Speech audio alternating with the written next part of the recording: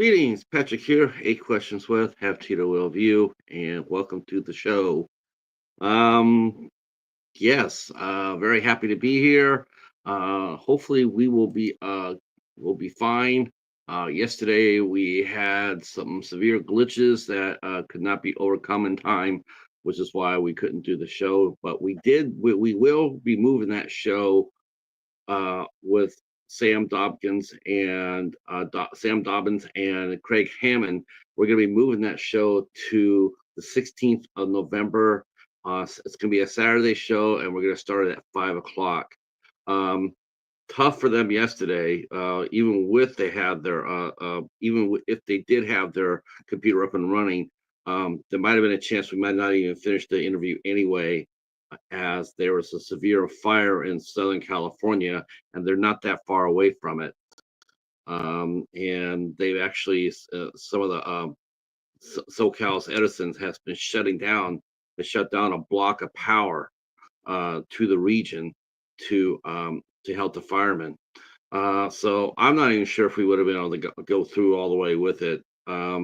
We did talk off camera, and things seem to be going fine, but that was before the fire had really kicked ass today. So we don't know. We just pushed it back to the 16th. So hit the notification button on my channel. To notify you to when we do go up with that interview. I can promise you it will be a stellar interview. I got to talk to Sam and Craig off camera last night, and yeah, can't wait. It's gonna be a good show. Surprisingly good show, I think. Anthony is here. He is now up to 2007. So he is still rock and roll on his memoirs. He has, well, let's see, he has 17 years to catch up, right? So he has 17 more years to write about his memoirs. So we can all see what Anthony's been doing. And I know he's been working, and hopefully your ankle's feeling better, Anthony. So the nice guest tonight is, if you guys have seen me all week and all last week, um, it's going to be very exciting to talk to this young man. I'm going to call him Louis Rocky until he gets here so I can understand how to say his last name. I don't even want to attempt to say it because I will just kill it. And I don't want, I really, I guess sort of paranoid about destroying people's last names. I don't like it very much. So I like to wait until they get here and then they tell me how to say their name.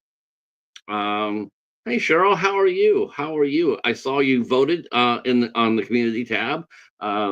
Yes, we went with the impulse last week. We went with the multi pack that we got from the library last week. We just threw that up there for fun, and people voted. I think I think we had like 15 votes.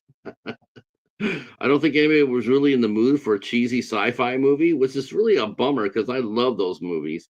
Um, but and I reviewed it. Our review for the black hole is now up and running.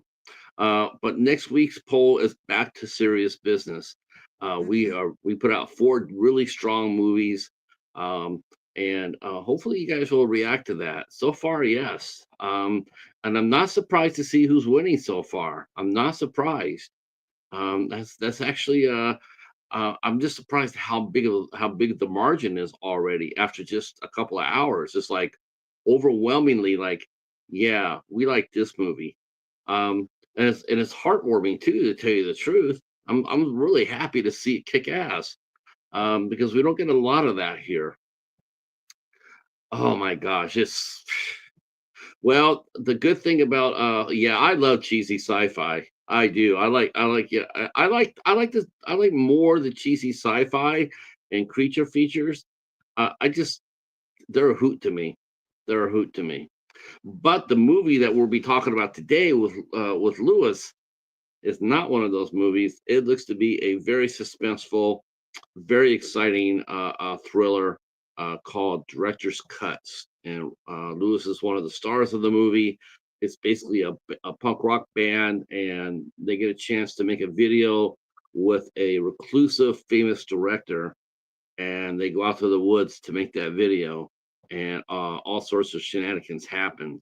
Um, Not only is Lewis is in the movie, but also well-known and well-beloved character actor Louis Lombardi is in the film, and I've seen Louis in a ton of things that he's done, and he's solid. He definitely is one of those faces where you see it, you immediately trust what you're watching. You're watching a good movie, you're gonna get good acting from it. He's sort of like an elevator. Waffles is here. Our good friend Heroic Waffles is here, and he'll be here next week, right here at this very same time. Me and Michael will be talking next week, next Thursday, and we'll be talking up and catching up with see what he's been up to. Um, he went deep undercover and for a few months, and so when he gets back, we'll go ahead and catch up with Waffles and see what he's been going on. See what's been going on with him. I see that he's still watching the movies from the 80s. So we're gonna bring him back up. We're gonna bring him back up to the 2000s. It's a never ending battle for me to get the Waffles to go out there and get something new. Um, but we'll talk about that. He is also one of the. If you're Cheryl, you mentioned and Cheryl mentioned this, and I think Lady Valerie mentioned this. We talked about this earlier in this afternoon about collecting physical media, getting a couple of physical media into the house. Um, if you want to find where the really good deals are, I mean the really good deals for some really cool items, Waffles is the guy you want to talk to. Um, he finds some of the best deals out there, and they're really cool. They're niche. They're a lot of fun. Like I said, I don't have very many box sets in my collection, but the three of the biggest I do have did come from Waffles. Um, uh, let's see. Oh, I have to see. Oh, right, yes, the movies, yeah. You have to for any movie that people offer to watch, or to provide links to, as far as streaming services, I recommend going to Plex. If you go to Plex, it will show you where the movie is being played, and that includes free channels as well. Sometimes a movie might be on a streamer like Prime, but it could also be on a free streamer like Pluto or Tubi. So if you don't have the streaming services, you can still see the movie. Um, it's funny. It's like I actually got a chance. Someone actually, I don't know how long it's going to stay up, of course, but someone uploaded a version of Beetlejuice, and I was gonna watch it. I was going to, but then I said no, that's just not right. I'm not gonna do that. It's not really, it's not their movie to upload. That's, should be copyrighted potential. Uh, hey, Travel, how are you? How are you? Welcome in, welcome in. Our guest Lewis will be here shortly. Right now, we're just talking about the physical media aspect of things. Um, Now, this is interesting, and it doesn't happen very often. In fact, I'm trying to think of what has happened, but I did interview Louis Rocky's wife earlier. Her name's Arena Oz, and she starred in the movie that Joe Leone made. Uh, Hey, nothing too much. Okay, Cheryl, we'll be here. Nothing too much, man. We're just getting ready for our show. Share us out if you can. So this is a show where we talk to various people from around the world. We sit down and kick back and chill out with them for about an hour and 15 to an hour and a half. Um, oh, there's Anna right there. Arena, all right there. Holy cow, what's going on there? Uh, and that's Arena. We talked to her earlier for Joe Leone's film Scared to Death, where she absolutely stole the movie. One of Joe's gems that he finds for his productions, and Arena is absolutely terrific. And I look forward to talking with Lewis. Um, about his career, because he's also had a great deal of success. And one of the movies I want to talk to him about is one that he wrote called Mittens. Because any movie with the word mittens in it, it's got to involve a cat. All right, the doorbell has rang, so you know what that means. That means we go get our guests.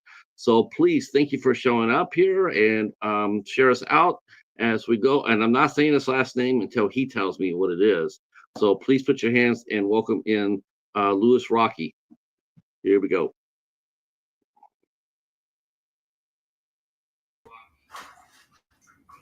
Hey. All right. So of course you probably have, if you've been watching this at any length of time, you definitely know my first question is going to be, and that is going to be, how do I say your last name? Bacigalupo. Yeah, I'm just going to call you Louis. Great, man. Nice to meet you finally, Patrick. How are you? Good, good. I was so nervous about saying your last name. I didn't even attempt to say it. Okay. I kept on calling you Louis. I kept on calling you Louis Rocky for the. That's great. Yeah, I thought so too. I thought it was Cool. actually. I thought it was actually sort of punk rock, actually. Thanks. That's yeah. real too. I have the paperwork to prove it. So. No. I totally believe you. And so fun too, because you know, when Arena came up and said, hey, you know, her and I started talking about, hey, my husband's got or I think she said that. She says, my husband's got he's an actor, he's got a brand new movie out. And I said, what do you think? I'm saying, well, what do I think? I already got my calendar out here with a pen in my hand to make this happen. All right. Yeah.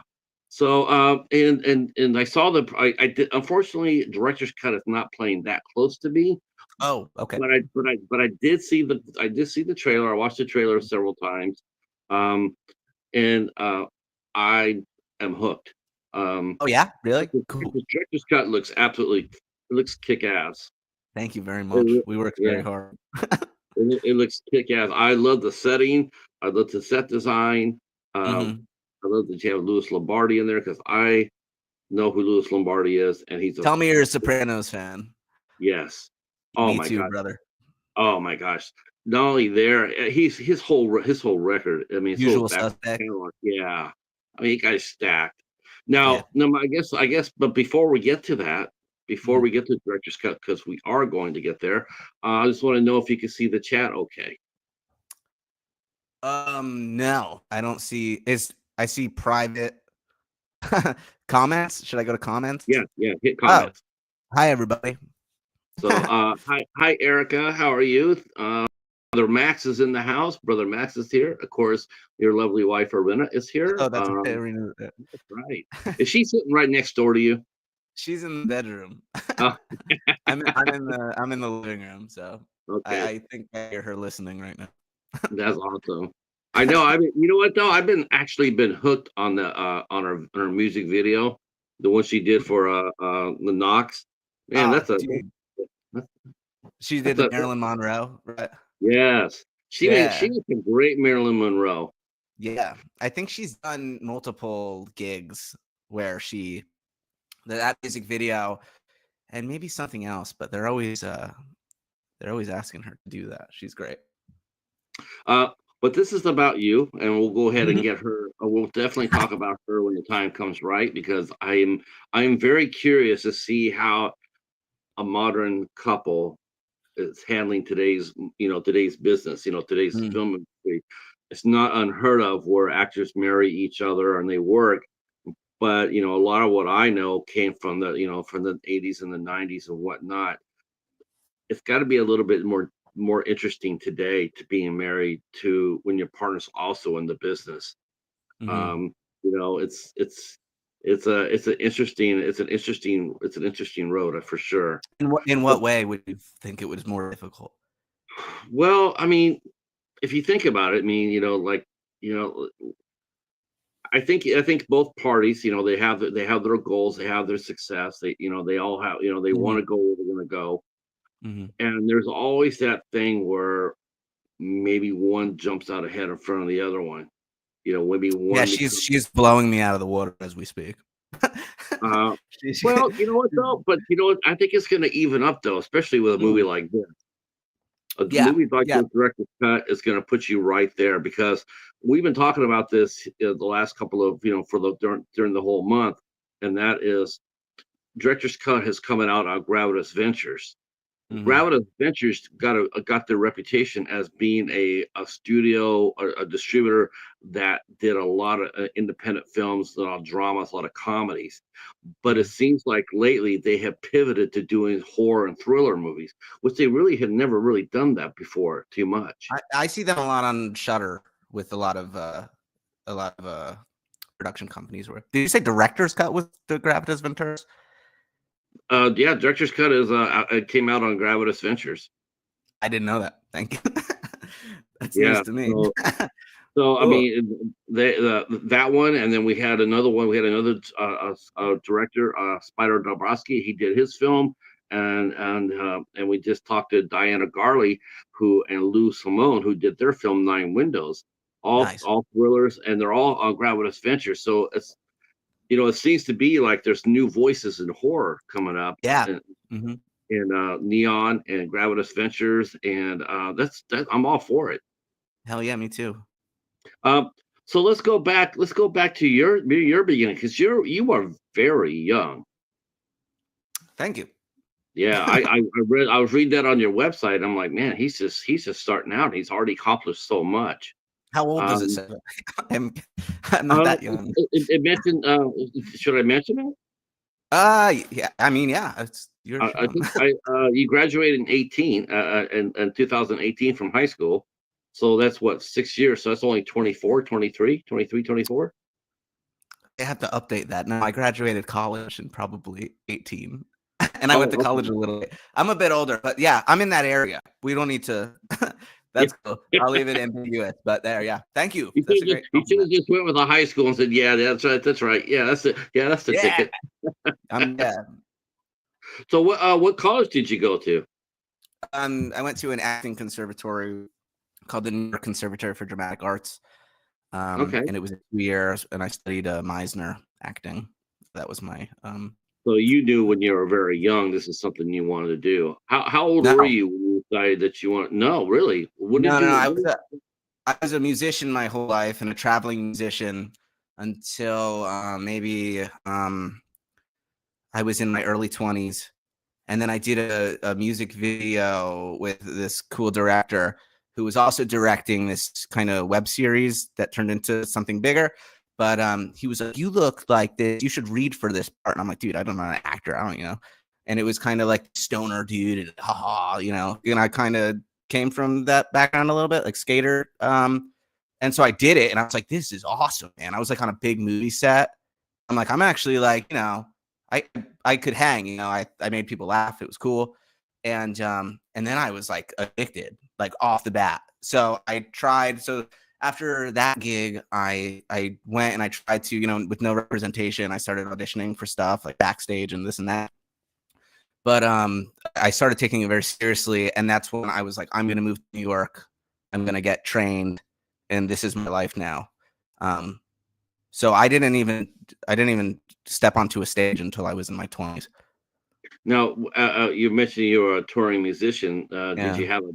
Were you in various bands or did you have Yeah, one? metal and hardcore and emo bands, traveling about the states, and yeah, nothing too big, indie labels. Um, yeah. Touring like that, you got used to. I mean, you already had one foot up on the step, on stage. You already knew what being, you already knew how to act around on a sound set and on a Yeah, sound yeah, stage. there's similarities to that for Yeah. sure.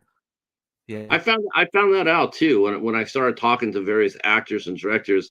I was so blown away by how that's probably why they're seamlessly together. But I was Mm, blown away with how so much they have in common when you think about acting and music. They have so much in sure. common.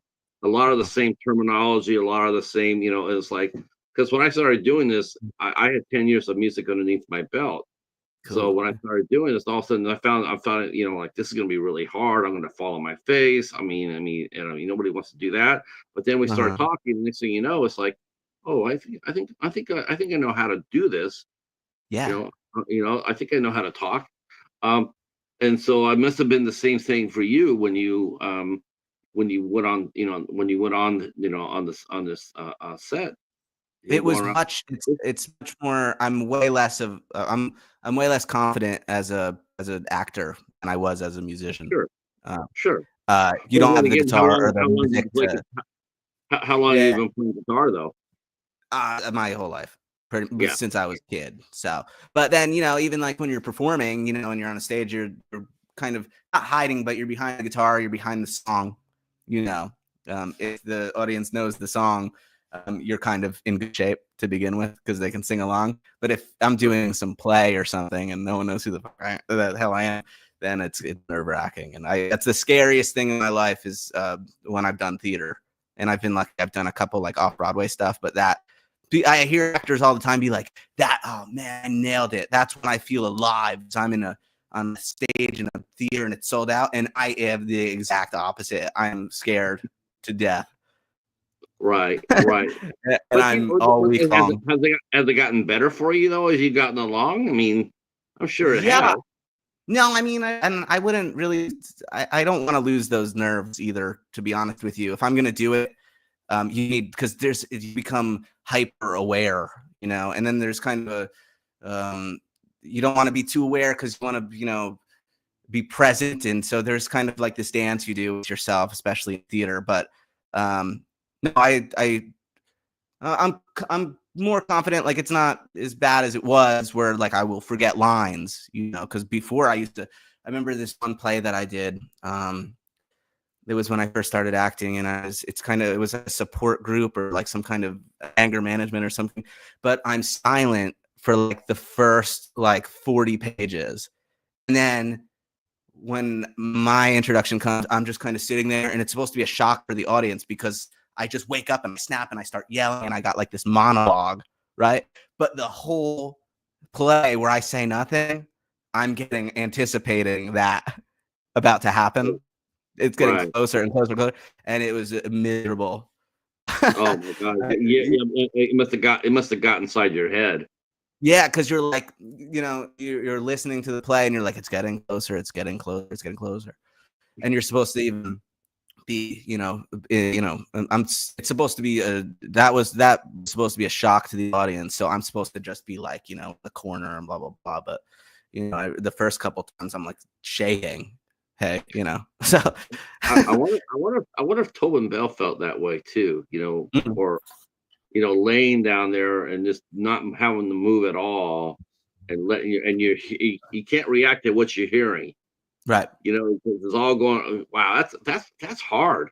Yeah, that's harder than coming out hot, like just from the first page. Um, yeah, I'm much more comfortable walking through the front door, being like, I got Yeah, mail, you know. yeah. I've talked to some actors who have played like a corpse, or Uh-huh. and it's like, what's it like? What's it like? And they said it's it's the waiting. You're just laying there, Yeah.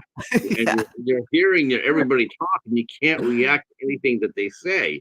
You No, can't laugh, you can't smile, you can't, you just because you're dead. you did, and you can hardly you don't even want to breathe, you know. Right. Uh, Now, to combat that, how mhm. did you handle that? Did you, like, I know everybody wants to go and wants to be the big star of a play, but I have a Uh, feeling you would look. I'm sure you looked at the call list and saw saw the eighth person on the call list and said, mhm. "That's the part I want to go for," because that takes the pressure off of you and you gather experience. Is that Yeah, something you? no, I probably I've always been kind of guy that I would do something even if it really really scared me.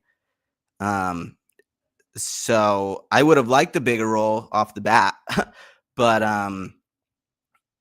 but so how did I deal with that? Yeah, I mean, if you got a big part right off the bat, right, and let's say you Yeah, got your lines a couple of times, your self confidence is going to get really, really rattled really quick. sure, sure.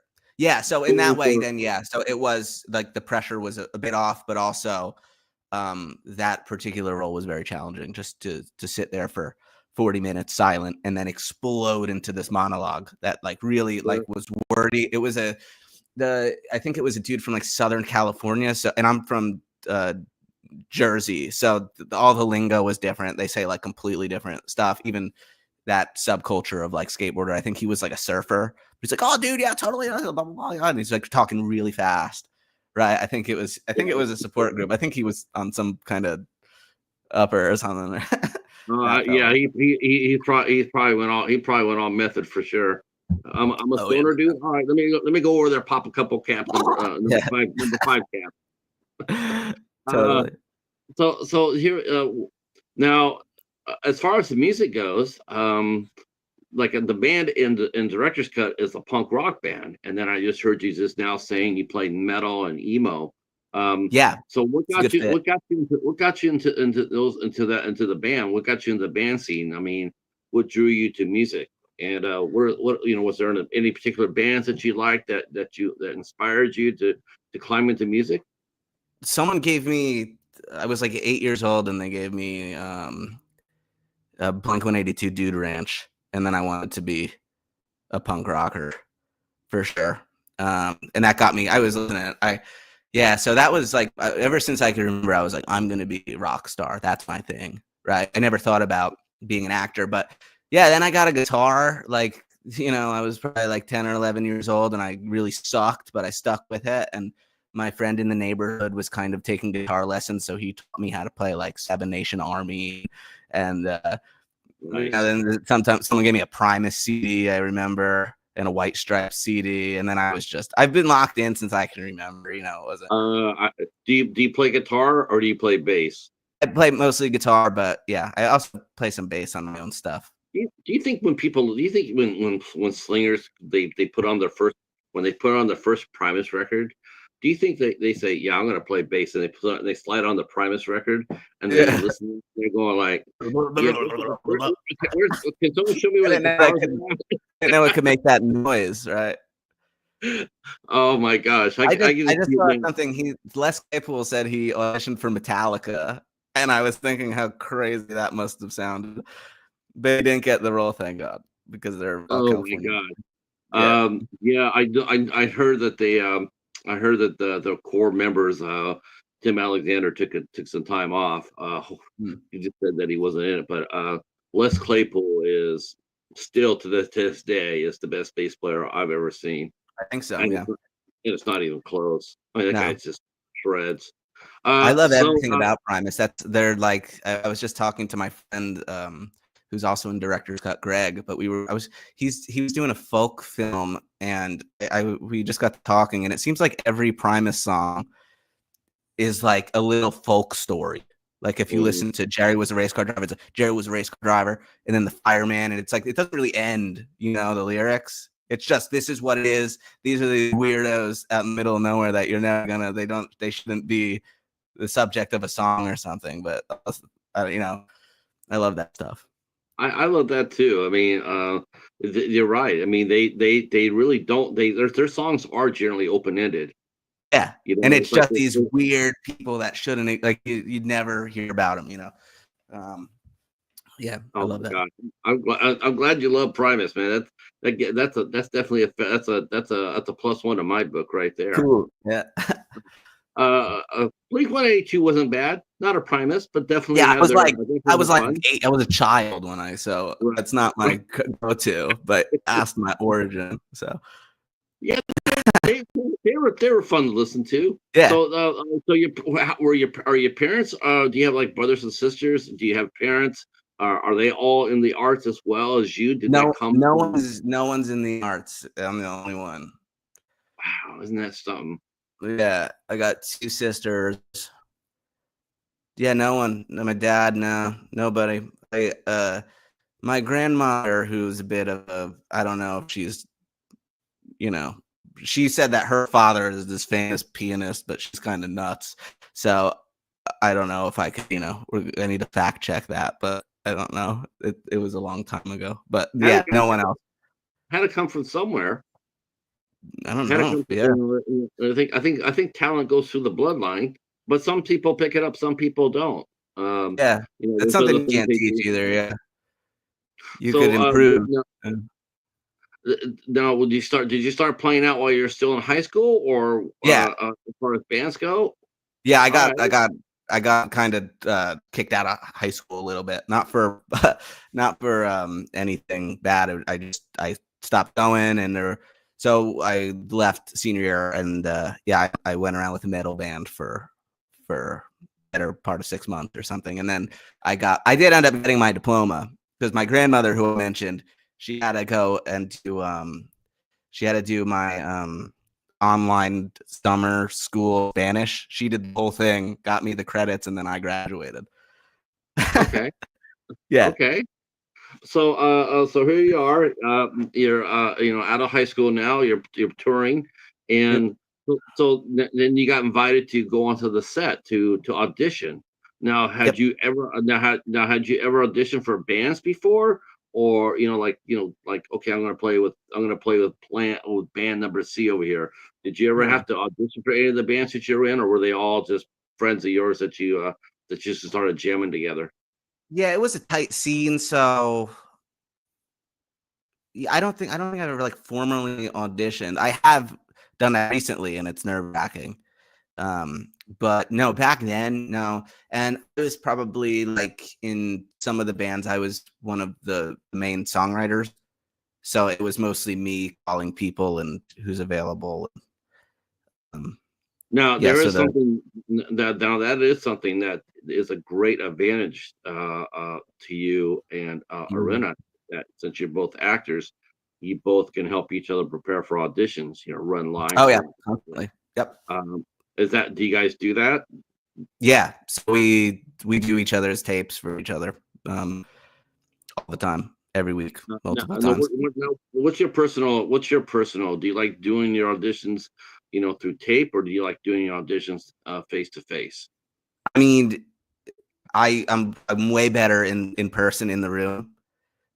There is something convenient about sending a tape in, but no, I like to sit down and look you in the eyes, and I'm very much that kind of actor that I'm theater trained.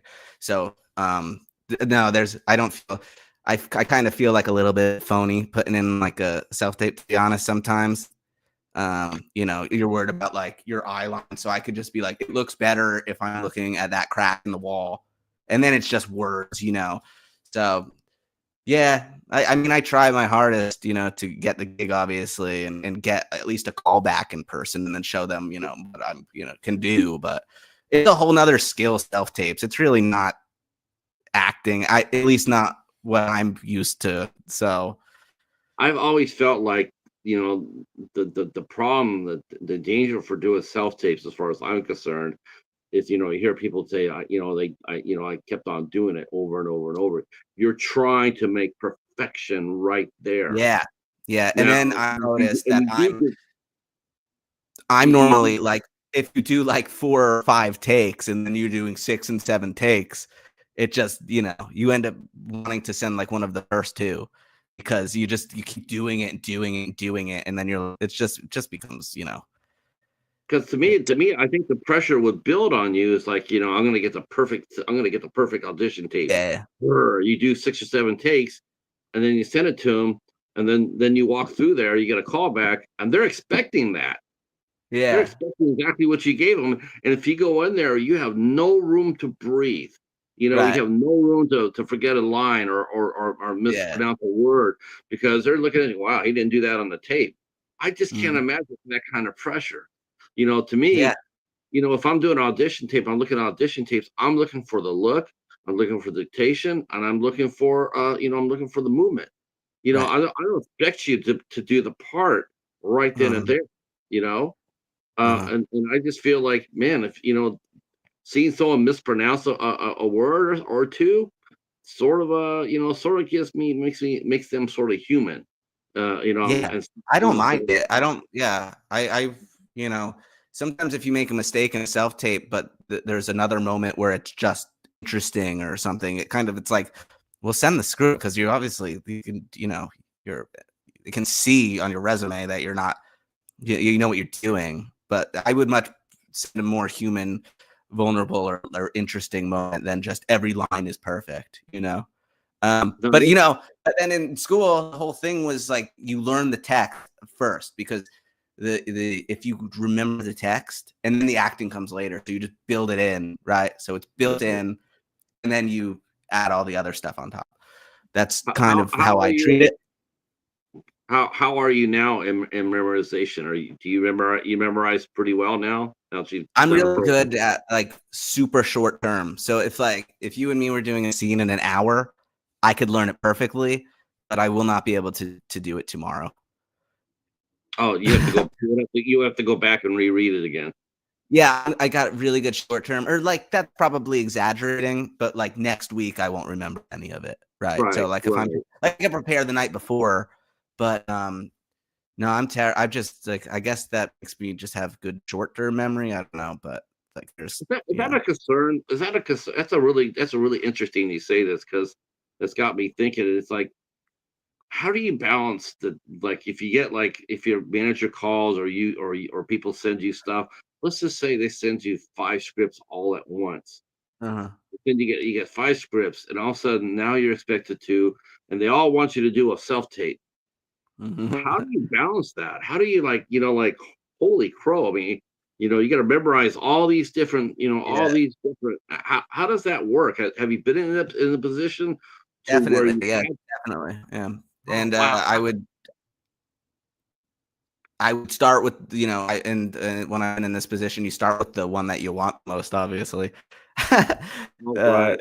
Prioritize. And then like I've been with management in the past that they've just like they're sending me for like the leading man, like handsome dude, guy, you know, football, and I'm like, well, do you even look at me? Like, why are you submitting me for this? But I'll do it because I respect, you know, any opportunity. But then I'll do that stuff towards the end. If I'm like not gonna get this, I will not prioritize it. I was actually gonna say this because I looked at your website. I looked at the pictures, and you saw the picture that I used to promote Yeah. this. That's a leading man picture. That's why I chose it. I chose See, that I because don't that was know. I think that, and I don't know. That's why I cut my hair off recently because I don't want to do the goofy friend anymore. Like no, director skill no, is a that was blessing. not a that's not a goofy shot. That's a leading man shot right there. That's why I picked it. I'm like, man, and I looked at your other pictures, and you're a chameleon. You're Thank a you. chameleon. That's a You great could compliment. play. Thank you very much. I could see you playing all sorts of different roles, and I'm just sitting there going like, wow, this guy has some range. Oh, thank you I so mean, much. yeah, no. I encourage everybody. In fact, let me do this real quick. Let me drop this down here. This is Lewis's personal website. It's in the description box below. But all I'm going to do is I'm going to drop it in our chat. If you guys want to go take a look at what I'm talking about, go over there and visit Lewis's his website right now, and you'll see exactly what I see. Just love the different looks. I'm just Oh, like, thank you man, so much. yeah, he can play anything. Um, I mean, the football player, yeah. I mean, you can't do it. You can't do anything. Well, it's not that. It's that you can't do anything physical. I mean, about the physicality of it. Yeah, Yeah. we want you to play a linebacker.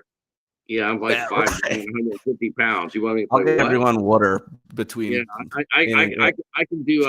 I can do. I can do. I can do Rudy. Yeah. Yeah, if you guys were gonna read me, but as far as that goes, but no, the rest of it, no, no. Whoever took your pictures, who did take your pictures, shout them out because they did you right. The picture that you're talking about is Jessica Osber in Okay, Brooklyn. I think somewhere in Williamsburg at the top, but who Ted Ellie did the recent ones, and yeah, there's probably you can only get headshots every so often because they're so expensive. But yeah, is um, that something else? yeah, And and you know what kills me about that? What kills me? yeah, They're using fucking digital cameras. yeah, Why are you charging anybody with you're using a digital camera? It's not like a shoot and you have to go out there and buy film. You have to go there why are you still charging people that kind of money? It's a freaking digital camera. and You they're take it, you sending don't you. like They're it, you like, can release here's, it, redo it. Oh, gee. and I understand. they're I just understand it. throwing them out. They'll send you the catalog. It's like 750 pictures. They're like, pick two you like. Oh, great. That was $900. It's like, I get it, because it's like such an investment for the photographer. And, especially in the city, you're renting like a studio, which is probably like, even if you're sharing it with another photographer, it's still like probably, I don't know, $4,000 a month. And then your camera body alone is, probably $1,500. So I get it. And you want I to, feel good. That's it because I don't because I think to me it'd be better off like okay see what everybody else is charging. yeah, Everybody's charging an average of between yeah, 750 and 900. Guess what yeah, I'm doing? I'm gonna do 750. 600. I'm doing 600 to 750. Yeah, Hell yes, I'm gonna undercut your ass. I'm Because with you, man. yeah. And I, I hate the headshot, the whole process. I hate like getting my picture taken. So and I feel like I like the way that I look in film, but I hate pictures of myself, and I hate really? like the glamourish and makeup and all that shit and the hair, and I hate it. I hate getting my photo taken, and I hate that it looks so polished. I would I much don't know. rather like hold. I'm looking at your Instagram page and I'm seeing you stand next to Arena and I'm going like, that's a really beautiful couple right there. Thank you. You guys look very, very much in love. She makes up for my what I look like. Yeah, you might have a point there, but you still look like a very hot young Hollywood couple. I'm And not it really, complaining. Thank you. no. So let's go back to your school because the school Yeah. part is interesting too. Yeah. That was cool for me to do something like like not prestigious is the wrong word, but for me to go to like a conservatory and graduate because I'm so like anti-academic. Like I always like loved learning and education and stuff, but I hated school. So then for me to turn around and do something like that, like a conservatory with people from all over the world, it was really, really cool.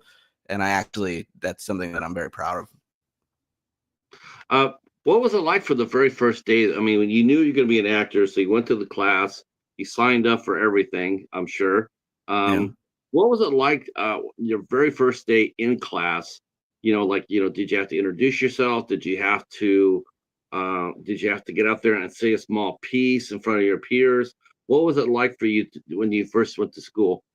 There's some intrusive stuff in acting class. They want to like break you down. So they're probably like, go to the front of the class and say like the worst thing that has ever happened to you or something like that. And yeah, so it took a lot of getting used to, and it's kind of I don't know if it's constructive or what it was. I had a good experience with the thing, but I'm very like, not my first thing that I want to do is go share something like that. I don't remember. I remember that was an exercise at one point. I don't remember if it was the first day, but that's an example of, you know. One of your co-stars from Director's Cut, Tyler Ivy, just walked through the door and saying hello. Yeah, really. What's up, Yeah. Tyler? All right. We're getting up there. This is the thing is you've had such an interesting road so far. It's going to take us a little while to get to Director's Cut. One And that's second. really I cool. got this is a director's cut. This is our new weed. So this is available. Let me ask you a question. Did you get a copy of the movie? Did you get a physical copy of the movie? I recently got my 2 favorite scenes sent to me, not the whole film. Don't know.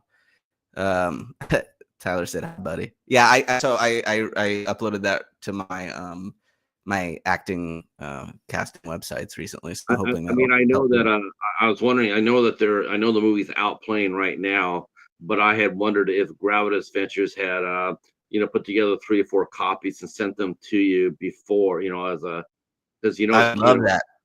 I hope No. so. No, they Yeah, I haven't hope so done. too. I Uh, mean, Tyler can speak about this, but we just did like a 2-week media tour, like almost every night. So I've seen the film 20 times. So I'm good right now. I don't need it sent to me now. Yeah, me and Tyler were like, oh my god, again, because it's like it's great, but then by like the seventh city that we're in watching it. How did you get from city to city? Were you flying or? Yeah, a lot of them were on the East Coast. The big one that we did, the world premiere was at the Chicago Horror Film Festival, so that was Okay. cool. So then we went to there, and then all over New York, and it's still a pain in the ass to get all over the place down there. We did Williamsburg or Bushwick Film Festival, and then they were in Albany, and that's a 5-hour drive, and so and we were doing Q&As every night. Yeah, we are on detox now. I gotta close this chat. I'm gonna get distracted. Yes, we are on a detox now. Yes, we're off a press detox. I am. I haven't been outside in like 3 days. I told Well, I'm burnt from this tour, but I'm excited it's out. It's wow. Well, I'm just curious. What have you been doing for the last 3 days? Just just relaxing and sitting on my ass with Arena eating pizzas and hell yeah, yeah. hell yeah. That's what it's all about, right? I'm kicking it. I'm looking forward to the next thing, but I don't give. I check my email and that's it, and I haven't really done anything. Now, when you went to your class, did you when you're at school, did they teach? Is that something they walked through you with? I ask this a lot because I'm curious about this because a lot of schools do not do this, believe it or not. As far as acting goes and getting into the business. Did you ever have to take a class on how to handle the press? Did they, like how do you handle publicity? No, Did you ever learn anything from that in college? I learned from just failing at it to even I'm still not great at it. Well, This was the first thing I've ever. This is better having a conversation with you, but like at a Q&A in like front of a theater. And like if I'm, if we've had a couple drinks or something, I'm really making an ass out of myself, like every time, pretty much. And Arena's always like, you did great, but I never feel good about. Like I'll try and tell a joke or something. Like someone asked me, they're like, what did you? I don't know, that's stupid jokes. You feel like you have to perform still, right? You're still in that performance mode. Yeah. Or I just want to just everyone. Everyone's giving very like proper answers, and I just feel the need to just go and do something else. Yeah. Have you? Did you? Really don't like that. Says we were typecast clearly. Yeah. Watch out for that. But as far as that goes, no. I mean, you're doing well here. This is great. This is cool. Some guy asked me the other night, and I think it's on YouTube or something, but some guy from some magazine came up and he was like, off the bat, he was like, Lou, what's up, Lou? And like, that's why I hate being called Lou, but I'm not going to like, I'm hey dude, what's up? And then he's like, what made you want to take the role? And I was like, money, like straight up. Cause like, I don't know. Like, I'm just not good with that stuff. I don't know.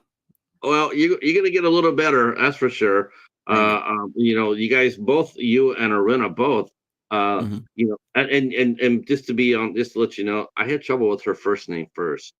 I didn't know how to pronounce it. I had to wait till Joe got here, or till she got here before I said, how do I say your name? Because I think I was calling her Arena. Arena. Yeah, I was like, I was like, how do I say your name? Arena. It's like, oh, okay. Then I told Joe that, and he got a laugh out of it. Thanks, Joe. Yeah. Shout out to Joe Leone. What's up, Joe? They filmed that ending scene in our backyard. Which one?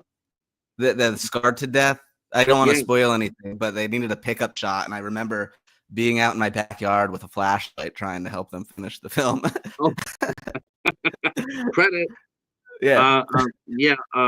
That's I gotta ask you a couple of questions about when we get there, because that's gonna be weird too. As an actor, because he's seen Scared to Death already. Yeah. So I've asked this question from a parent point of view, but I never asked this.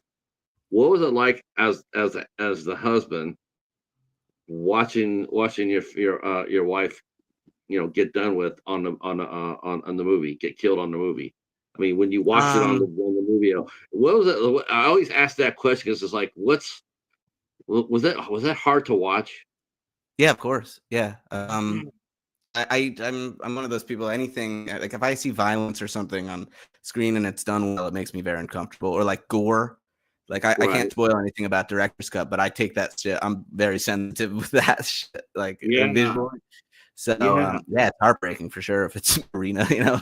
Um, Now, were but you a she big did so horror great fan? in that film. She's fantastic in that Oh, film, she is and fantastic in yeah, that.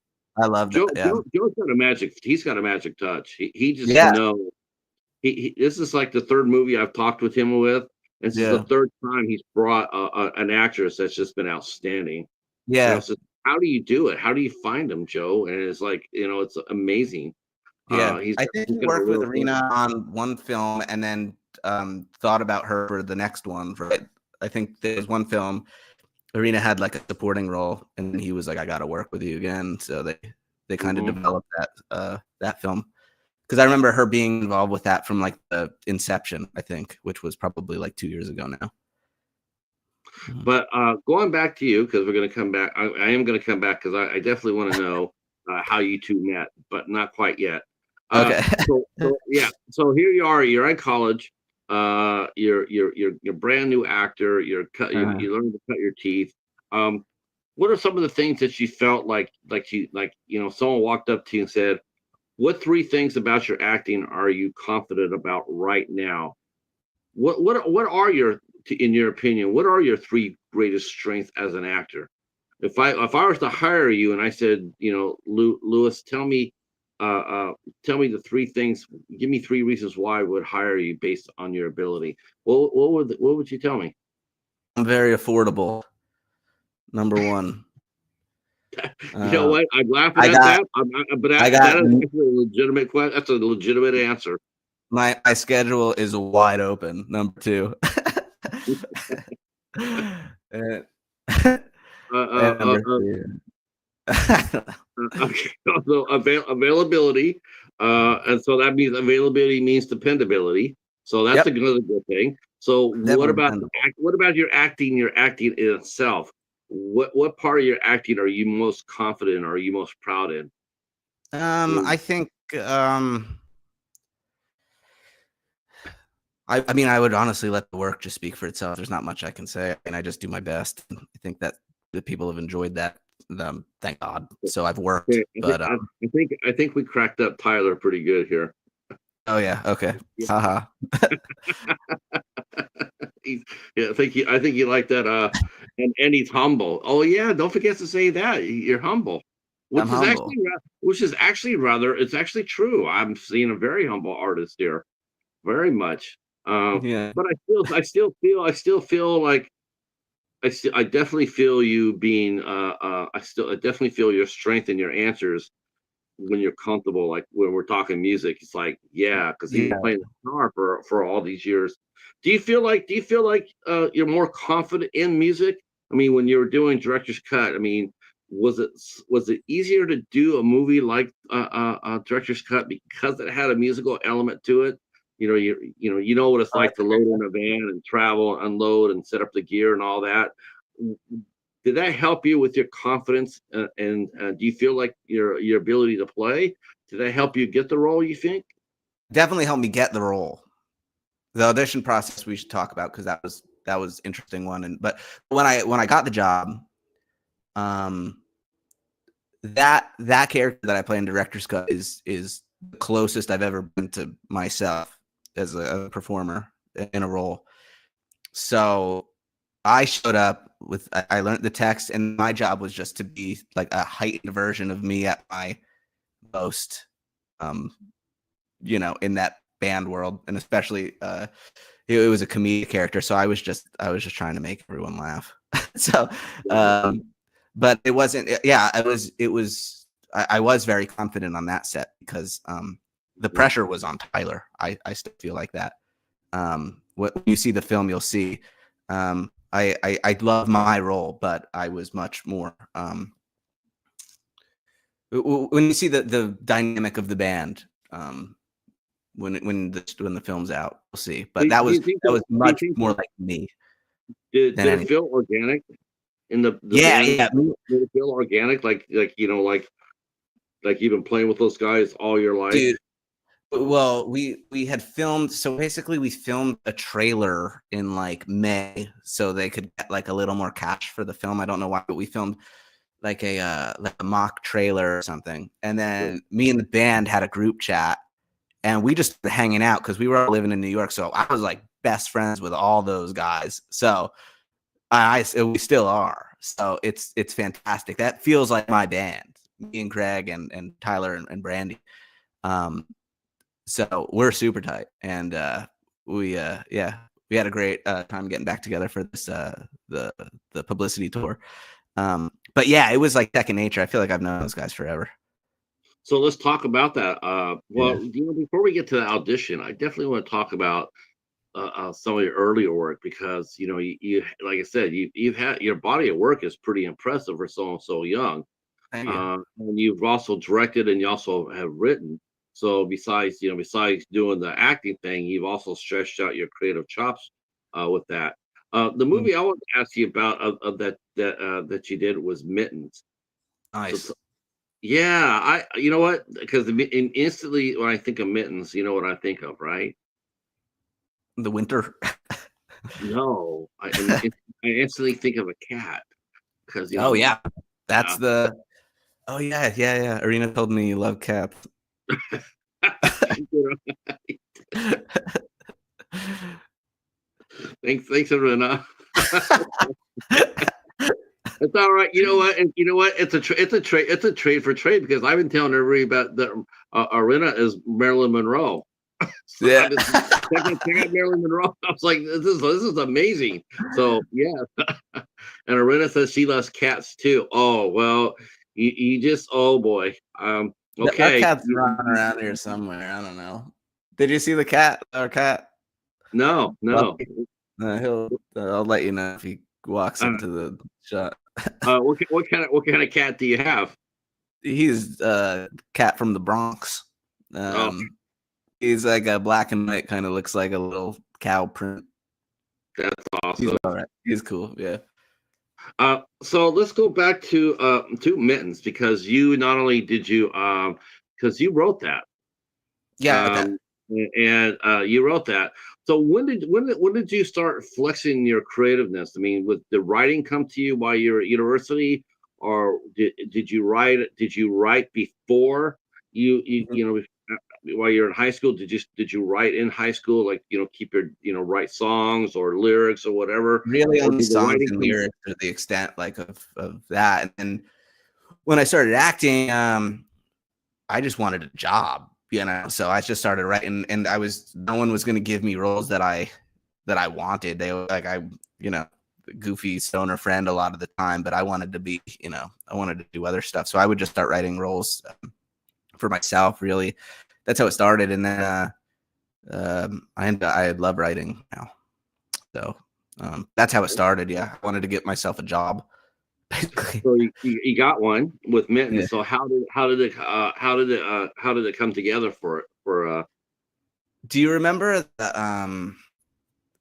the funnies in the paper, the comics? It's like what's his name? It's like a cheetah and like a little boy, Hobbs. Do you know what I'm talking yeah, about? Calvin and Yeah. Hobbes?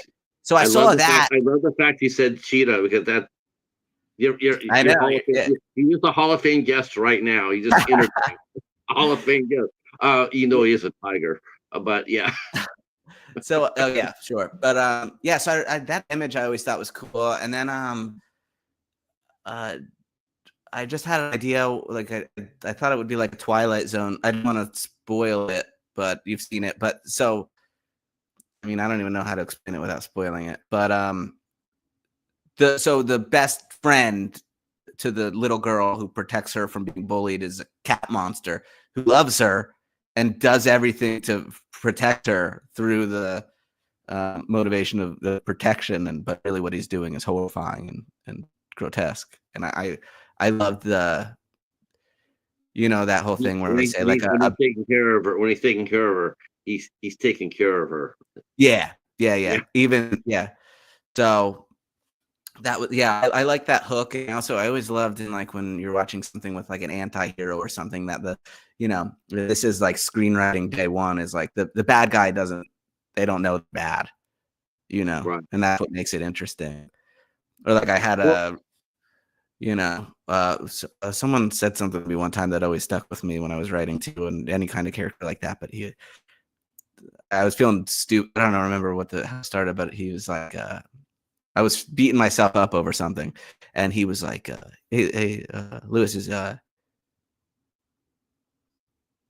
is Batman a good guy?" And I was like, "Yeah." And then he was like, "Was Batman a nice guy?" And I was like, "Oh shit!" It just like blew, yeah. it like opened I up think like I think we all get perspective. older. Yeah, I think as we all get older, I think there's a day that we realize that Batman is not a good guy. yeah, Isn't that yeah, something? yeah, yeah. It That it really blows my opened up. mind too. It gave me a lot of permission to,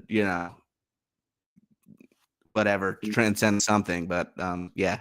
But that was one of the things that's like one of the moments that I remember in my life where, um, That is cool as hell because I think we're all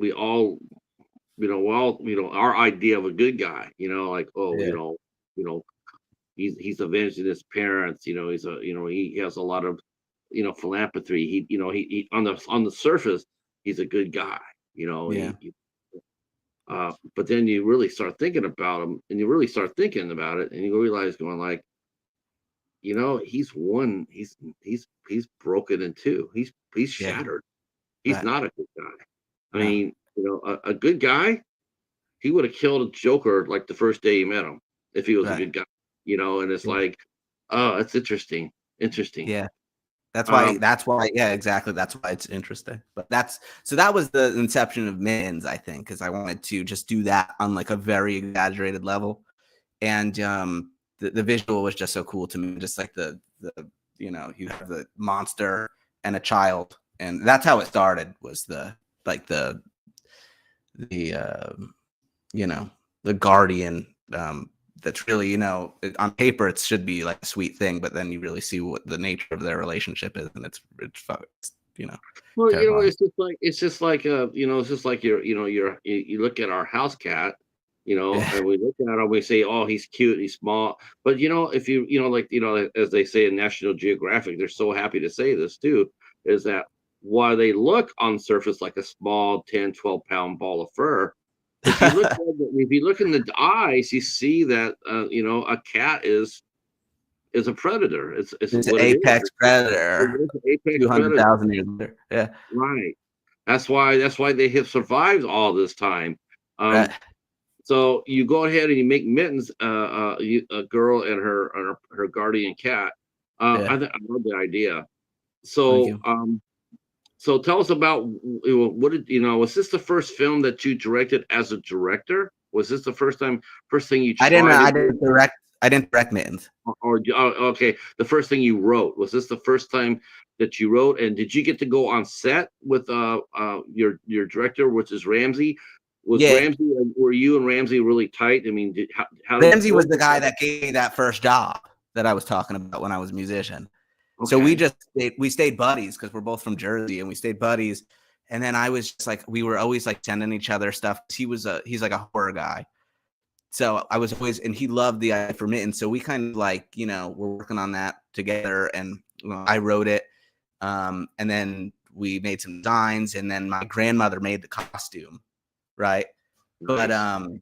yeah, so we saved like a ton of cash because that costume would probably cost, thousands of dollars to make. But me and my grandmother made it in like a week. I learned how to sew. I was like sitting there with her. But Lorena says that Lewis was the cat in the movie. yeah, I'm So Mittens in the film. okay, okay, there you Yeah, go. yeah. And That's fun to play. not really. That's a miserable process because I was like, I was like, you can't even tell it's me because I also played you. Did you see the film, the short? No, I have not seen Mittens yet. Oh, Is it on Amaretto by chance? I think it's on YouTube. On YouTube? Okay, I'll Yeah, look for it after I'll this. I'll I'll send it to you after this. But there's another character that I play. But so I played, and I ended up playing like 3 roles in the film. So no wonder you don't. Okay, so yeah, I'll send it to you. And Cool as um, hell. yeah, yeah. But the Mittens character that I played the monster. Um, And I was like, why did I? Because you can't even tell it's me. And we filmed it in Dallas, Texas in August. And I'm dripping. I had to get up and put the prosthetics on at like 4 a.m. I can't even wear normal contacts. I'm so like sensitive. And they put like scleral lenses in my eye for that. So it would be like one of the PAs that was like a friend of mine, like the makeup person. I was like weeping while they're jamming this into my eye. Because it takes up all the white of your eye. It's like what they use in like Star Wars and stuff. But so I'll never do that again. I mean, they couldn't pay me. I mean, maybe if they paid me good, but that was a miserable. The process of becoming that monster was horrible. So I won't be doing that again. Though when you watch it though, has that happened where you've done a part like that and it's been physically difficult to do, and you're sitting there going like, never again am I doing this shit. I'm not doing this for nothing. But Yeah. then you see it on the big screen and you're going like, damn, I look damn good. Let's do it. Awesome, yeah. Let's do it again. Yeah, definitely. I mean, I had to sit in like water for hours and fuck this, I don't want to do that again. And working outside sucks. But no, I'm grateful for everything. I would, and I'm making a joke out of it now, but I would do prosthetics again if someone offered me a cool gig. Sure. Of course. Of course. Yeah. We definitely know if they came to you and say, hey, we got a role for you, and a good role. Yeah, as long as you're not physically putting yourself in danger, then do it. Yeah. So let's talk a little bit about your audition for Director's Cut, because this is this your biggest film to date in your opinion? So let's talk about the audition of it then. And did you get to audition against Louis Lombardi? Did you get to act against him in your audition, or did you meet him after you got cast? I met him on the set because he's an LA guy, and the director and the crew, they're all New York guys.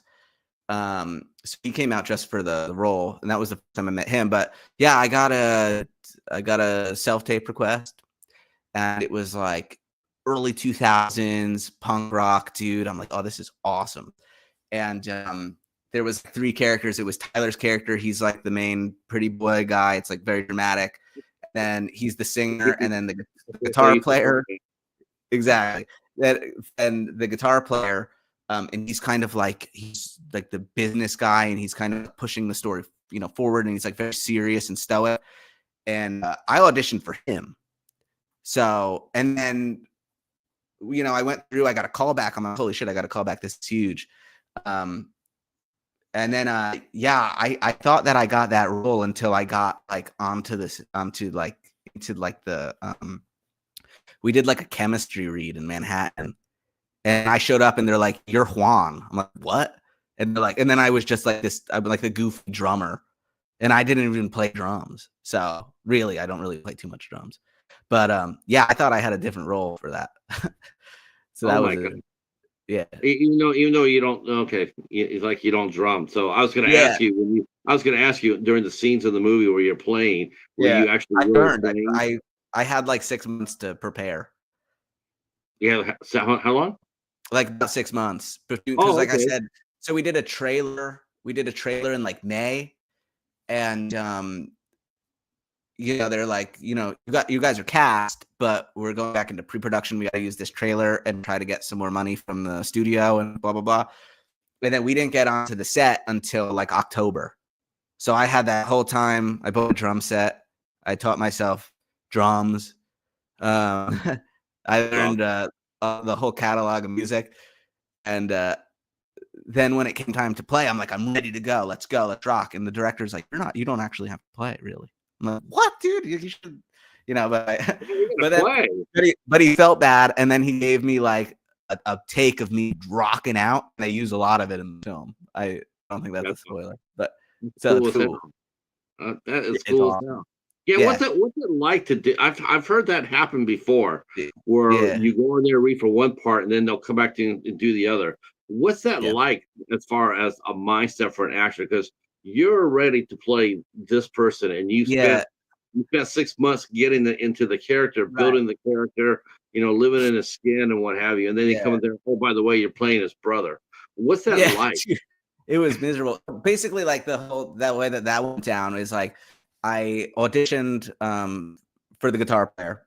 I got a call back for the guitar player, and then they were like, "All right, now we're gonna do a chemistry read, right, in Manhattan next week." So I'm learning the sides for the guitar player. I'm like doing it in my sleep because I want this gig so bad. I want it really bad. So I'm learning. And then I show up to the chemistry read and they're like, "You're Juan." So it's not like I got to the set and, but Right. that was because I didn't have the job yet. So then I'm like, "Oh, I'm effed. I'm screwed because I prepared for Don, not Right. Juan. So, but then I did my best and, yeah, thank gosh I kept my position in the I mean, band. and besides, let's be honest here, right? Let's just be honest. Just you and me. Nobody else can hear this. Yeah. Man, the drummers get all the chicks anyway. Oh, okay. Not in Just, this film. just kidding. Just kidding on that. I don't want to. I don't see. I don't want Marilyn Monroe breaking down my door thing. What the hell did you say? I play the No. guitar, my friend. Well, that's cool. Now, where did Yeah, you film the film? Where did you film at the movie? Because it looks really out. I mean, whoever did yeah. the locations, the scouting location, looks like they did their job extremely well. Because That that was mansion, that's a funny story that I learned about recently at all these Q&As. But so the mansion that like the majority of the film takes place is an abandoned mansion in Yonkers. So like in upstate New York. okay, Like up on the up Hudson.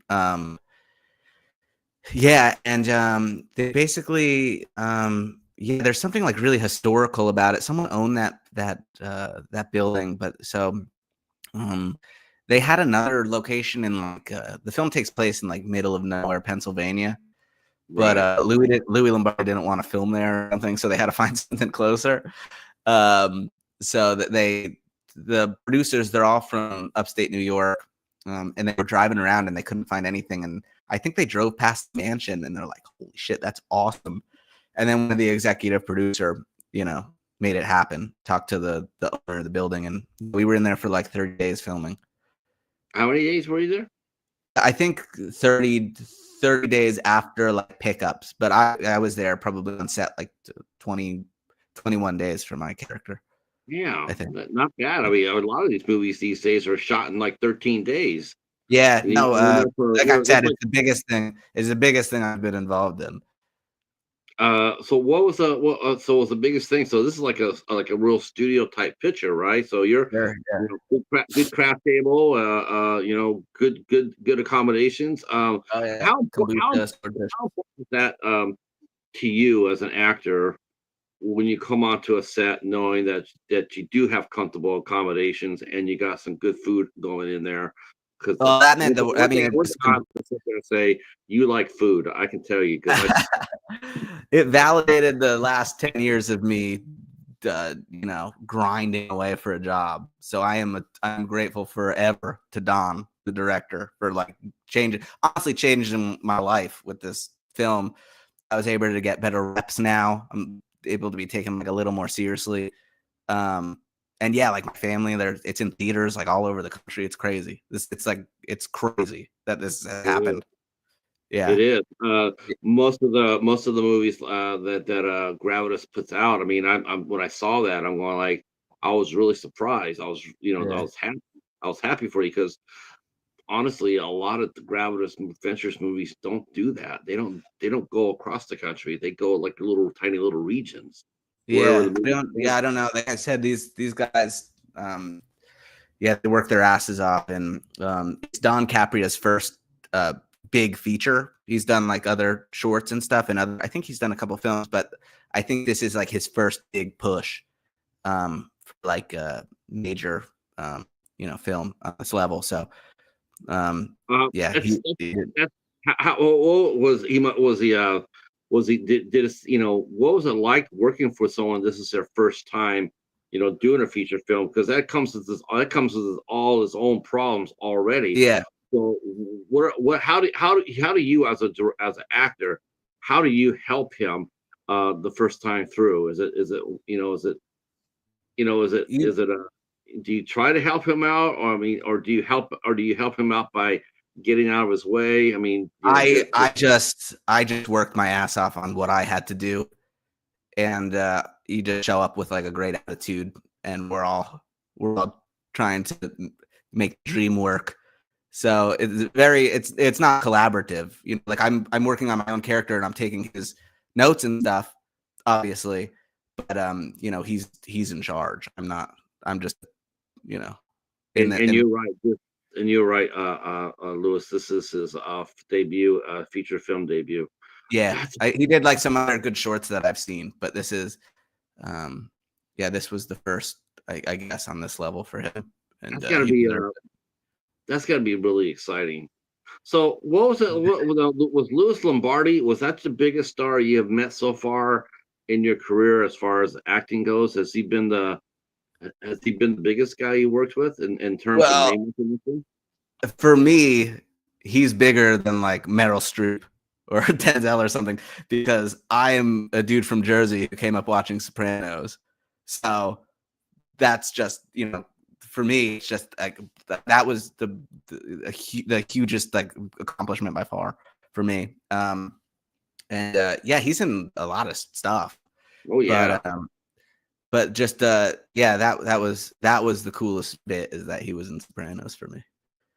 Uh, no, no, I get it. I mean, Yeah, it's a real, it's a it was that was the most scared I've ever, like, not scared, but no, because he's such an artist. Like, he just, you know, like you're nervous and stuff, like, you know, when you first meet him, but then when you're on set, you're like doing a scene, he's like the most giving actor, and like laughing and supportive and everything. He didn't like big league me at all or anything. If anything, he brought like a better performance out of me. And I, I can speak. I think I can speak for the rest of the band too, because it's like a very fun set. Everyone's always laughing, and it was really yeah, cool. I guess a relaxed set. I mean, because sometimes that happens, and Yeah. I've heard it here. I've heard people, like they say the first time they met, like a star or whatever, they get starstruck a little bit. Yeah. It takes them a little bit to realize, hey, he's a peer. He's Yeah, he's no just a more than. guy. Yeah, he's just a peer. It's just like he's an Yeah. actor just like you. He's looking for the next role just like you. Um, Yeah. uh, so and then once that happens and you settle down, it just things must be really real flowing real easy for you.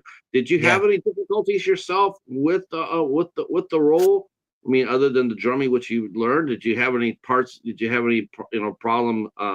With your lines, or did you feel kind of pressure did you put on yourself, or did you shrug it off and sit there and say, "I'm just here to have a good time"?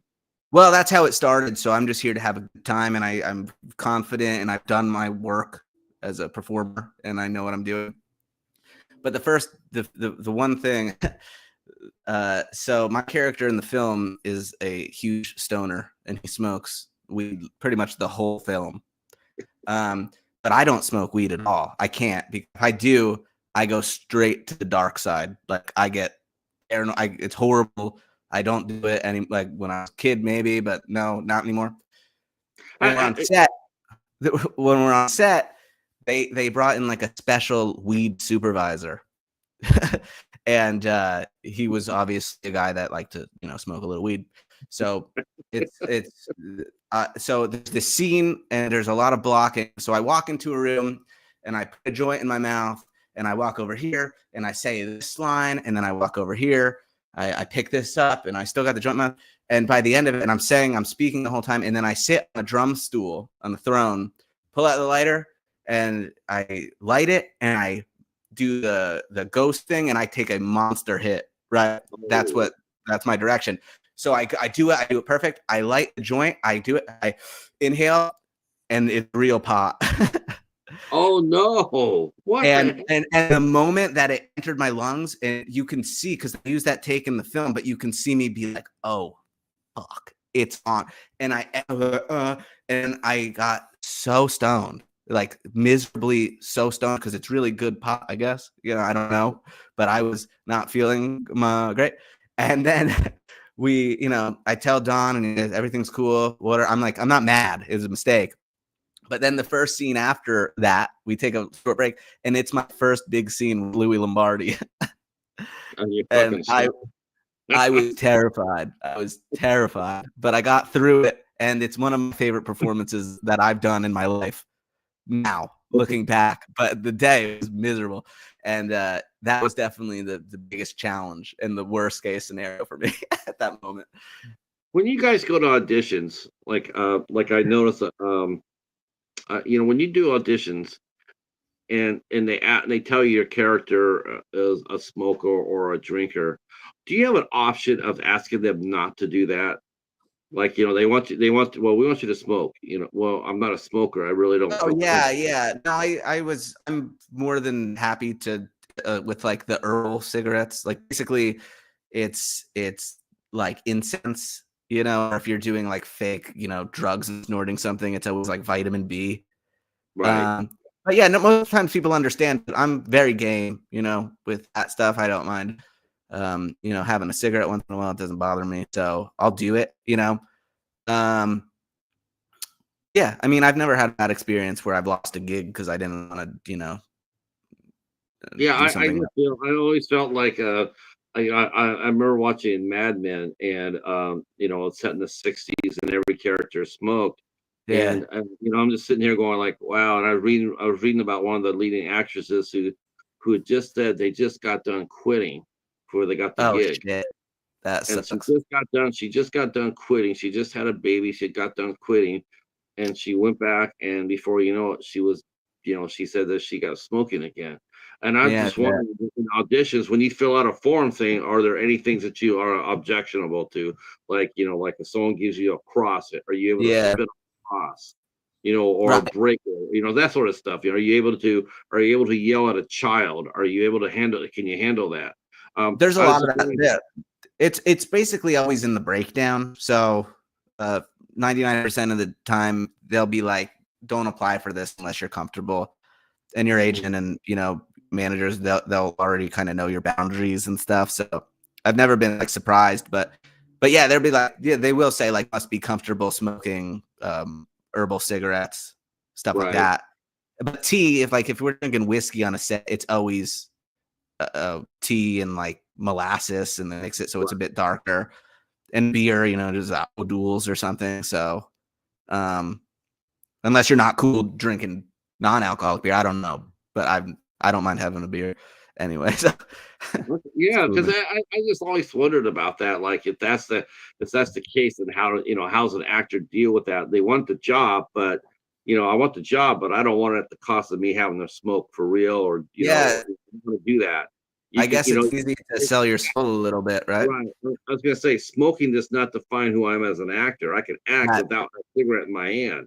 So yeah, let's do that. yeah, Um, so I definitely so the movie's out now.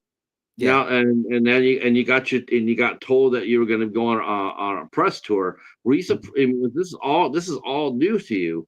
So had Yeah, you ever you had done any press at all before director's cut? no, none. Like a Wow. little internet blogs and stuff, but like they email us and they're like, we're going to Chicago next week or something. So here's your hotel.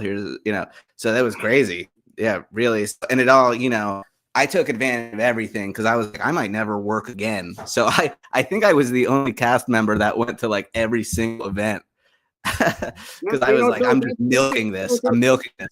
even though you say that, and you got the skills to sit there, don't worry about that. It's not going to be, that's not you will be working again.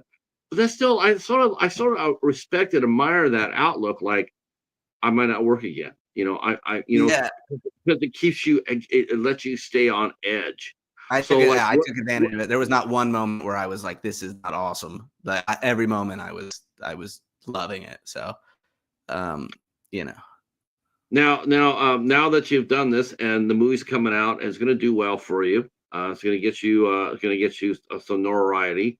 What are you looking to do next? Do you have anything coming up for the end of this year or 2025 as far as working Arena and goes? I did a horror comedy last year that's post production now that I co-wrote.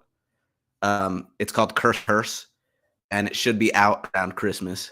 And we're looking for a similar distributor to like the obviously it was lower budget than director's cut, obviously, but it's still a pretty big film. Sure. It's really fun movie. I guess that speaking of that, and I guess now would be a good time to ask my question is, how did you and Arena meet?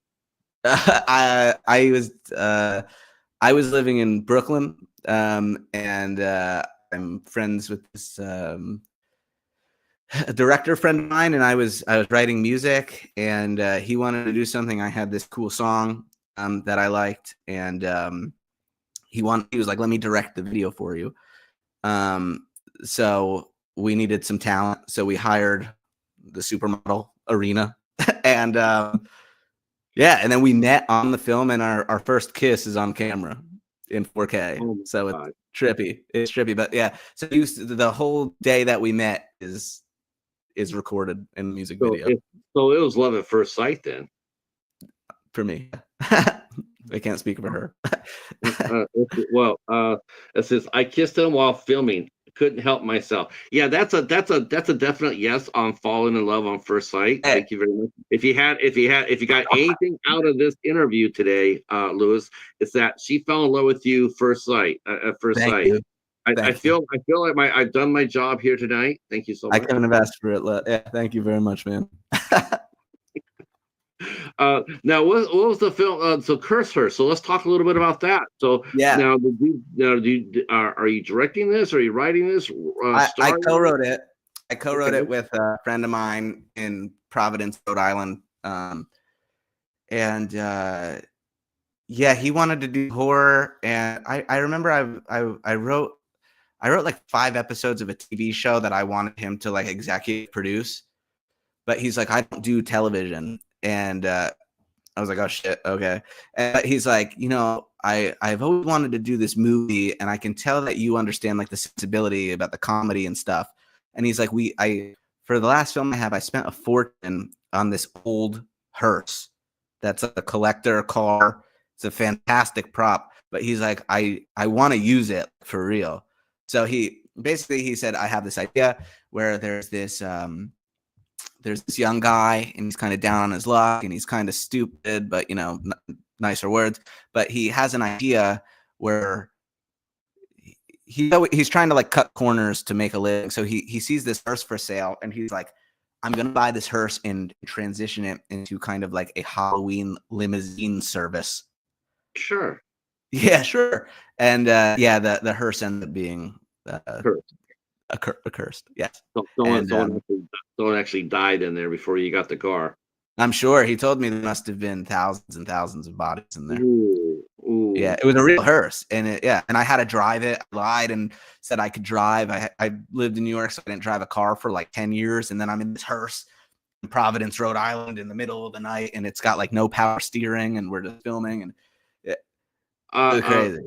That sounds like a total fun. Sounds like a total fun ride. I like it. I can tell. Yeah. The thing about it is, you said you're looking for a distributor, and the good thing is, though, now that you're coming off director's cut, that's a door now that will open a lot more easier for you, right? Absolutely, Do you feel that? Yeah. And I'm still tight with the whole group. It's great. Yeah. Now, you guys, how long ago? What year did you film the movie? It was exactly a year ago around this time. We finished early November last year, and then they worked their asses off for a year. And found a distributor. It's in theaters. They did all this crazy promotion. The music is fantastic. There's a band called Ice Nine Kills that did all the music. You got them to do the music for you? They did the whole. I don't know how much but yeah, the Armelino fella, he did the music. Wow, that's very cool. Yeah. So yeah, they worked their asses off and really made something that's stylized. I think it's doing pretty good, like the theatrical run, but I think it's really gonna find like a cult home because it's like nothing that I've really seen. It's kind of Blair Witch meets like, I don't know, Green Room or something, but Well, let Yeah. me ask you a cliche question because I'm very curious. Normally, I wouldn't ask this cliche question, but I'm very curious. Uh-huh. If you're directing a movie, a horror movie right now, and budget and being nothing to it, what four actors would you hire to work would you like to work with director wise? Director? Yeah, if you're a director, what Oh, four if I'm the director. yeah, you're the director. You get to hire four names, two women, two men, to do a movie for you. Who are you casting, and what type of movie would it be? All right, it's gonna be like a 70s style Rosemary's Baby ish. We're getting Arena Bacigalupo. Okay, we're uh, definitely getting Arena. Yeah, okay.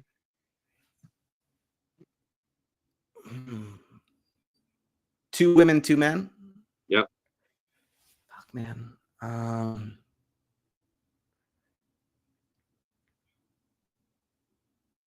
don't want to drop the ball. This is such a great question. I feel like I'm in like an elevator pitch with you. Like you're gonna write me a check.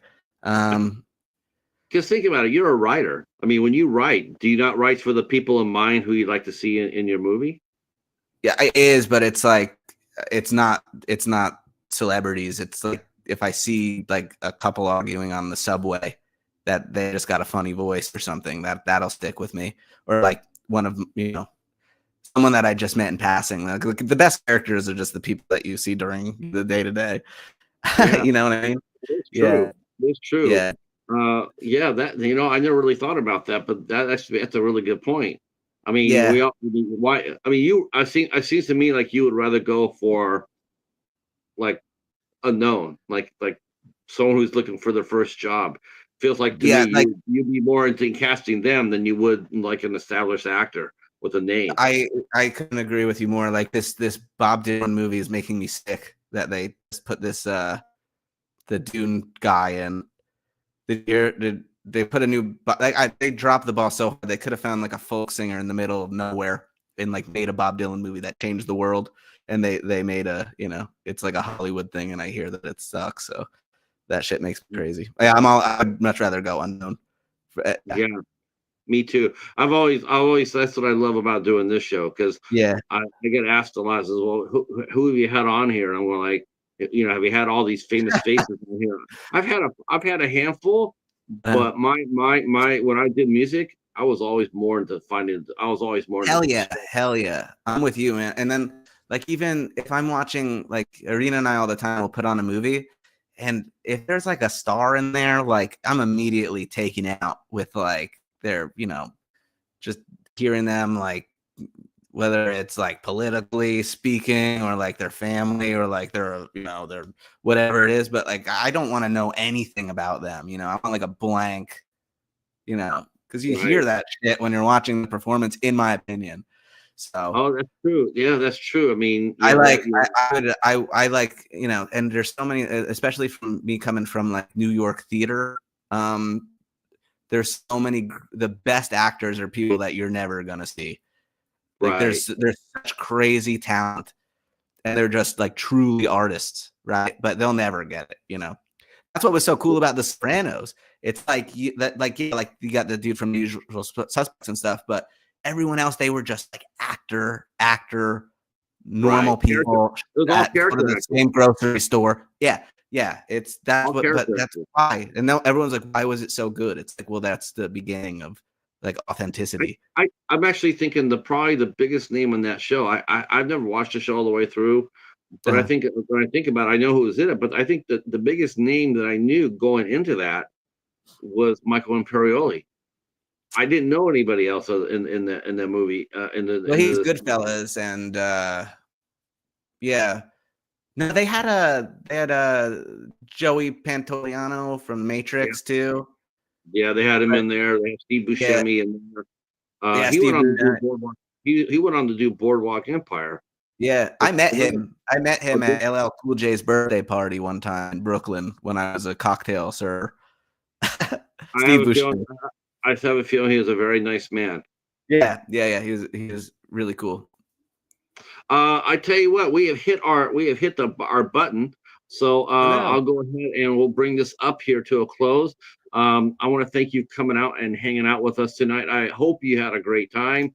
Not asking the same 20 questions you're going to hear, going forward. Hopefully not. And we would love to have you come back as soon as Yeah. Chris Hurst comes back out. We definitely have you and Arena come back out, and we'll talk about it. Yes, thank you, man. Thank you so much. This is great. You have a great show. I'm a big fan. Oh, great! Thank you so much. I could tell when she's mentioned about my cat to you. I think I'm just like, she just rocks. I don't know. I don't remember anything else about the interview, honey. But he has a great cat. No, she said it was. I said, "Do you remember the question?" She's like, "No, it's a conversation." I'm like, "Oh, that's even better."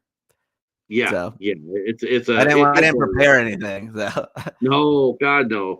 We just talk. That's all cool, we man. do. We Yeah, just have a lot of I fun. can't believe that was an hour and a half. That's great, man. Yep, right on button. That so I can let you get out of here. Enjoy the rest of the evening. No, because you still got an evening to enjoy. I want to thank the chat for coming out, and especially our superstar guest in here. Thank you so much for coming out, Arena. I appreciate that. Stephen Chang, thank you so much. And Tyler, of course. Tyler, we got to get you on here, buddy. Tyler, I can make that happen. Yeah, I can middleman that. Yeah. Okay, then I would definitely like to talk to Tyler and anybody else that from the cast that would like to come over and hang out with us. Awesome. There's a lot of people in this movie too. Yeah, big You got, ensemble. yes. You got Lucy Hart and Darren and Danielle. I mean, these are all young, fresh faces to me, and I would definitely like to talk to them. Danielle was Sinister. Oh, the first Sinister. Yeah. Are you a horror movie fan? I am now. Oh, now it's honestly, I don't know why, but the older I get, the more it's just horror for me. I don't know. I wasn't like that as a kid. Like, no. Have you seen but now, Sinister yet? oh yeah, totally. Sinister. That's a corker, all right. We watched it All the other right. night. We will be back here next Tuesday. Next Tuesday we'll be back here with Lady Sasha, a fellow horror tuber, and she'll be here sitting right where Lewis is at right now. And we will be talking all sorts of horror films with her, including the new movie that's coming out this weekend that we're really anxious to see, and that will be Heretic, starring Hugh Grant. Now you have to admit, Hugh Grant acting in a horror movie, that got me. I'm so there for that because it's going to totally against who Hugh Grant is. I can't wait to see if we can pull it off. And also next week we will also be talking to another name I have to be careful about mangling up. We'll be talking to Chase Cortez de Vargas. She'll be here on Wednesday, the 5th, Wednesday the 13th, and then next Thursday, a week from today, our good friend, and I'll try not to blow his name up either, Heroic Waffles. My friend Mike Christopher will be here with us next Thursday, and we will be talking all sorts of things, including a little baseball. Are you a Yankees fan or a Mets fan? I'm not much into the baseball. Okay.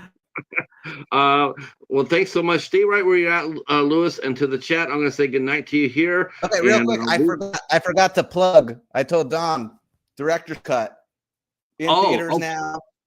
directorscutmovie.com. Find a theater, get some merch. Thank you guys. That's awesome. You got a t-shirt out of that. I got a bunch. Yeah, that's cool as hell. And like I said, we'll see you guys next Tuesday for Lady Sasha. And until then, we'll see you then. Peace. Stay right where you're at, Lewis. Okay.